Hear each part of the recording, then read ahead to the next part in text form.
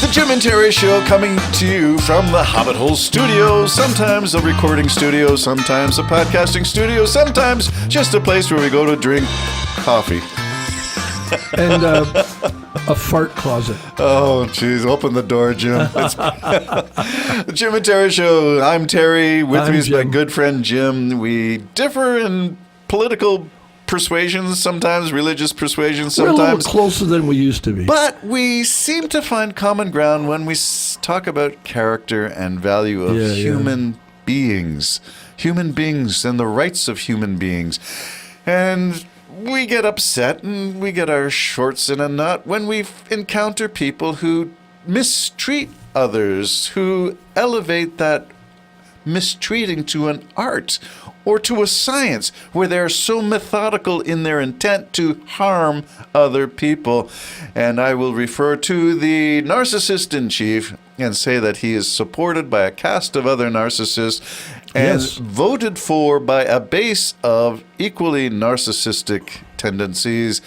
And America, this is the mirror we hold up to you now. Mm-hmm. Stop your navel gazing and look at the world around you and the impact your policies via your president, which you elected, not all Americans, but enough. If Elon Musk didn't put his thumb on that scale, I'll be surprised if they can't find images, not French space-based lasers, perhaps, a reference to Marjorie Taylor Greene, but perhaps SpaceX in some way. I don't know how it all works, but could America really, truly vote for this narcissist? Well, I don't think they will again. That's why I personally don't believe there'll be an election. But I'm not a prophet in that area. It's just what I'm thinking. And I think I'm pretty confident that there'll probably not be an election at all. If there is, it'll be the most corrupt thing blatantly, obviously corrupt thing you've ever seen. But Trump has said every election since 2016 was rigged. 2016, 2020, 2024, 2026. If he wins, it's not rigged. Of course. Well, isn't that the way it goes? Yeah. And one of the ways you can find out is if, all of a sudden you won by 95.9% of the population thinks you're great. That, talk about a narcissist. Nobody gets that. Jesus Christ didn't get that. So the thing is, with him being surrounded, and what we mean by surrounded with narcissists, we know that they're inside trading. We know they're doing that, even though it's against the law. Oh, that was the last podcast. We know there's inside trading, definitely inside trading by Trump and his family. And his cabinet, ex-cabinet members and stuff are starting to learn how to do it too. So they got this whole setup of you can literally bet on anything. And we talked about it that DeSantis, whatever his name George is, Santos set up a scheme and then rigged it himself so he could make money. Predictive wager. Well, betting, So those around Trump are making money. They're making every time he messes up, so-called, on the war, oil goes up or oil goes down. There's people buying and selling that. They have a sophisticated setup. They have customers, all of them already rich, making a lot of money on Trump's debacle. They're making a lot of money, and that's why Trump really don't care either. What is it, estimated about $2 billion, so him far, and his family? Well, it's supposed to be $1 billion a day, that war. So no, but I meant what he's making. What the Trump share of that profit, Well, I mean, profiteering. his sons are now in defense contracting. Yeah, so, I mean, they're part of the industrial complex that was warned about back in the 40s, right? Yes. About how that could become, because what happens, folks? That was a Dwight Eisenhower famous warning. You benefit if there's war. Yeah. So Trump, in having war against Iran, mistakenly, in my opinion, thought, well, this is going to just fill the coffers. But you got to replace that stuff. And now he has finally the Gerald Ford's coming back. The USS. It's been over a year out in the sea. water, with screwed up toilets and everything else. Finally coming back. Extending yourself. A narcissistic cannot think past his own benefit. And I believe the Iran war was as simple as Netanyahu saying to Donald Trump, you'll be seen as the king, the greatest guy. The king of the world. And now Netanyahu broke his chance to make peace by raiding Lebanon. What is Trump threatening to do? Make them pay for their military. Well, they're not big enough and they can't. So Trump's going to betray Israel again because he can't see past what other things could happen in this. For instance, the Strait of Hormuz. He didn't think, oh, jeepers, they could simply close that strait. Or we're so powerful that nobody could close that strait. Well, it's closed. And that's where it stands. And the economy of the entire world's being affected by this one narcissist.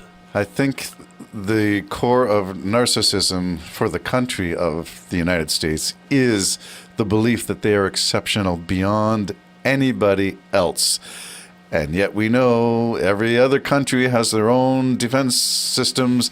We know Ukraine, without American support, developed their drone military force. The greatest now in the world, far better than Iran, far better than Russia. And everybody should be paying attention to partnerships with Ukraine because of their technology. But America believe they can do it all themselves. They're so great. Well, I believe we're going with the grip, and not all of as much as I wanted. I think we're still going to get 30. Well, we see the first. Yeah, but the reason you can't trust them, that's a fact. And I'm sorry, my American brothers, but that's what your administration has brought in. And if you don't know why I just said that, then you haven't been listening to the news, and there's no way I can talk to you because you're not getting any information. You're only the information you want to hear. The truth of the matter is they can rig their F-35s. Maybe not a kill switch, but I'm even hearing that word. Because if they don't help maintain those crafts, they're useless. And Trump said, well, ours are 20% better than anything we're selling to anybody else in the world. Thought bubble that wasn't supposed to be heard. Yeah. He was speaking the inside voice out loud. I'm wondering if the narcissism on a national level has to do with all kinds of blind spots that emerge. The blind spot that is America helped build NATO, not they started it. It was a group of countries. North Atlantic Treaty Organization involves all the North Atlantic countries. Canada was a founding member. But they want to give it all up because they think they can do it better themselves. They don't want to help Europe, even though Europe is the place where you already alluded to a possible Third World War conflict would emerge if Putin is not controlled now. And Putin is planning to take Europe, which brings us back to that plan. China gets the divide the world. Divide into three. The world, yeah. And it looks like that could actually happen. He's already saber rattling in places like Estonia and other Baltic states and different places. They're already on edge about this. And so it's almost inevitable, to tell you the truth, that it's going to happen because of the narcissistic attitude of what's that to me? Well, what's it to you is world peace or world war. Well, you would think the hawks, the GOP is usually the party of the strong military. You think they would say, keep the forces in Europe, keep them in Germany, keep them in Poland. Don't move anything around the chessboard, because if you move anything, Putin will perceive it as a sign of weakness, but they don't. Well, Hegseth moved friggin' troops out of Poland. Trump had to bawl him out. Trump, who knows nothing, had to bawl him out that you got the wrong country, you dummy. And that's the guys in charge. So what has happened is, either they're in the Epstein files or Trump's got something on them, but they're going to lie through their teeth to their death that Trump is right in everything. And so, we know the latest people put in place is just to give Trump his revenge on everybody. And he stood there, and my Christian friends standing there saying, I am your retribution, when the Bible says, do not seek revenge. Revenge is mine.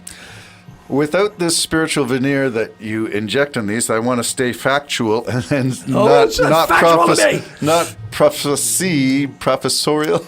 I don't know what the word is for that spiritual veneer. I want to stay to the facts that I can measure on the ground, which is Trump and forces in Europe and moving soldiers from bases.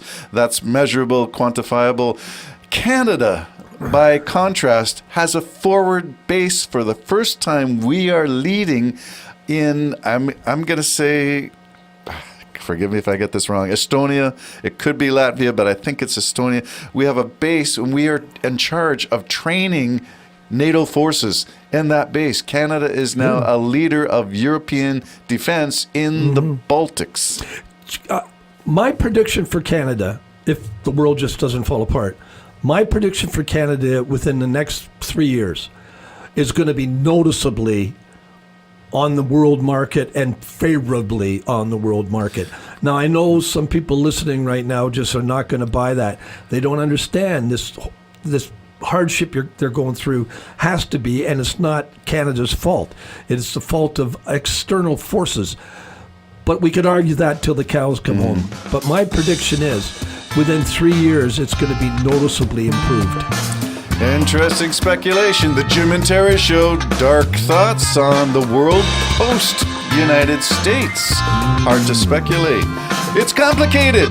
So's our show. Bye-bye for now. Bye. It's complicated, this relationship I have with my morning coffee. It's from the way that I